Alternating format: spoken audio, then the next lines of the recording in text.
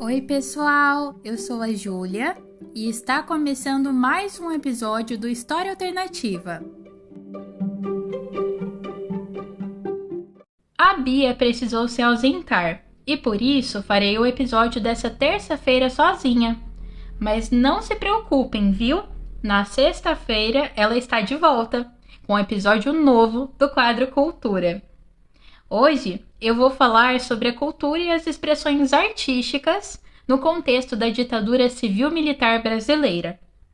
Este é mais um episódio que trata aspectos desse período histórico vivido pelo Brasil e que continuará a ser abordado ao longo das próximas terças-feiras do mês de julho.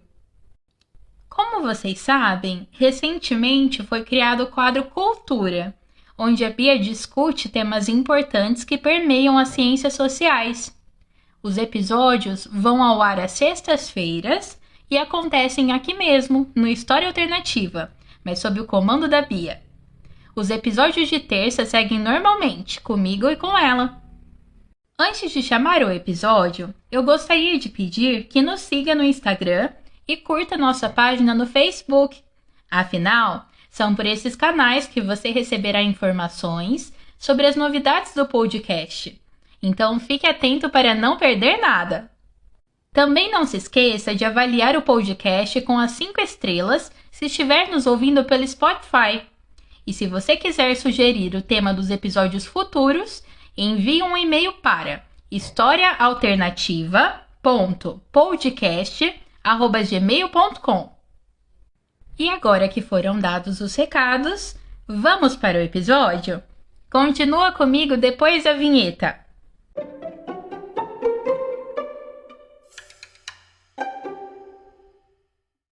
Soa paradoxal. Apesar do conservadorismo e da violência do regime, a produção cultural brasileira durante a ditadura militar vem sendo lembrada sobretudo pelo engajamento político à esquerda, pelo desejo de mudança e pelas críticas ao governo. Compositores como Chico Buarque, Caetano Veloso e Geraldo Vandré atacavam de maneira mais ou menos velada a tortura, o autoritarismo e a censura. No Festival de Música Popular, promovido pela TV Record em 1967, Edu Lobo e Capinã levaram o primeiro prêmio, com Ponteio. A música tem batida sertaneja e faz alusão à violência dos militares na letra. Nas entrelinhas, eles pediam o fim da ditadura. Certo dia, que sei, por inteiro, eu espero não vá demorar. Este dia, estou certo que vem. Digo logo o que vim para buscar. Vou ver o tempo mudado e um novo lugar para cantar. O pensamento marxista marcava o cinema novo de Nelson Pereira dos Santos, Leon Hirschman e Glauber Rocha, que não só exibiam a miséria do país, mas a colocavam no centro de sua linguagem. Era chamada estética da fome.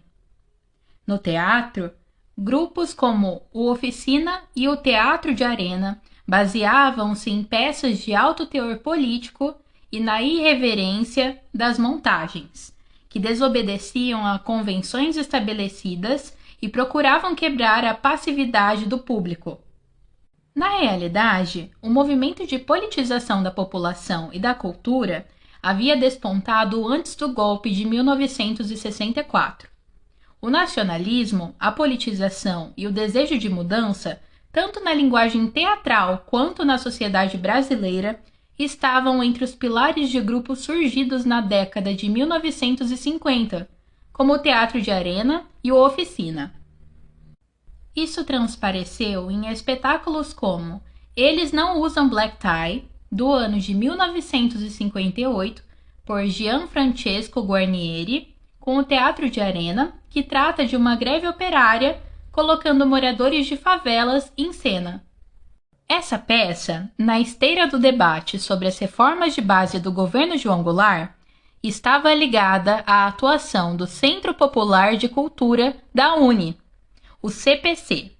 O CPC viabilizava, por exemplo, a encenação de peças de teatro junto a associações de trabalhadores, na porta de fábricas ou mesmo na zona rural.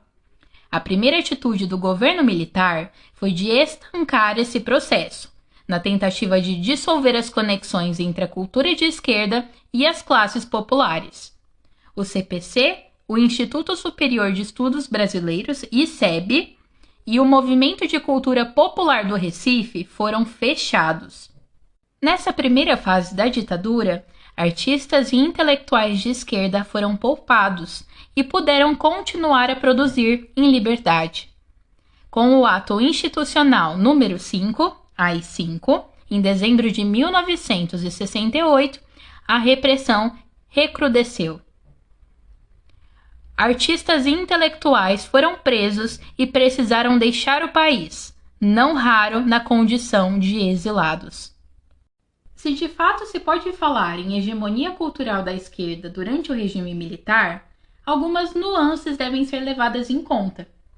Em primeiro lugar, a influência da cultura de esquerda se concentrava nos grupos mais ligados à produção ideológica, como no caso dos estudantes, dos artistas e dos jornalistas. Intelectuais de direita como Nelson Rodrigues e fenômenos musicais que procuravam apenas a diversão, como a Jovem Guarda, gozavam de grande sucesso junto ao público. Apesar disso, em algumas áreas, como na música popular e na teledramaturgia, artistas de esquerda tinham grande influência junto ao público consumidor de discos e novelas de TV. No final dos anos 1960, havia um embate acirrado entre quem se propunha a fazer uma arte política e aqueles que pretendiam apenas divertir as massas. Um dos pontos polêmicos era a discussão sobre a cultura nacional, herdeira do modernismo dos anos 1920, tanto na proposta da valorização do patrimônio popular por parte de Mário de Andrade, quanto na visão antropofágica de Oswald de Andrade. Sob a ditadura, havia de um lado artistas marxistas, às vezes ligados ao Partido Comunista, produzindo uma arte alinhada com o nacional popular, e de outro lado, a Tropicália, que a partir de 1968 propõe a mistura de elementos nacionais com importações, a partir da obra do artista plástico Hélio Oiticica. Na música, o tropicalismo de Caetano Veloso, Gilberto Gil, Tom Zé e outros foi criticado de início pela incorporação de elementos estrangeiros, como a guitarra elétrica. Esse instrumento era considerado um símbolo do rock e, consequentemente, do imperialismo norte-americano. O tropicalismo podia ser encarado como alienação, ainda que algumas de suas batalhas estivessem em total sintonia com bandeiras mundiais da contracultura, como o combate à moralidade burguesa. Além disso, o projeto tropicalista punha em xeque a figura do intelectual de esquerda, no cerne de sua atitude burguesa e elitista. É inegável que, ao impor a proibição de discos, músicas, shows e filmes, determinar a interdição de teatros e a prisão e o exílio de artistas, o regime militar restringiu a liberdade criativa e impactou negativamente a produção cultural do período. No entanto, a censura e a repressão acabaram por dar uma importância renovada à vida cultural, um dos raros espaços em que era possível criticar a ditadura, ainda que de maneira alegórica, cifrada. A cultura brasileira mais crítica e esquerdista não fez a revolução, mas influenciou e muito na formação dos jovens, promovendo ideais de democracia, igualdade social e liberdade. Se você quiser saber mais sobre a Tropicália, temos um episódio voltado para esse tema, com participação especial de outros professores. Espero que tenha gostado e conto com você no nosso próximo episódio. Bons estudos e até mais!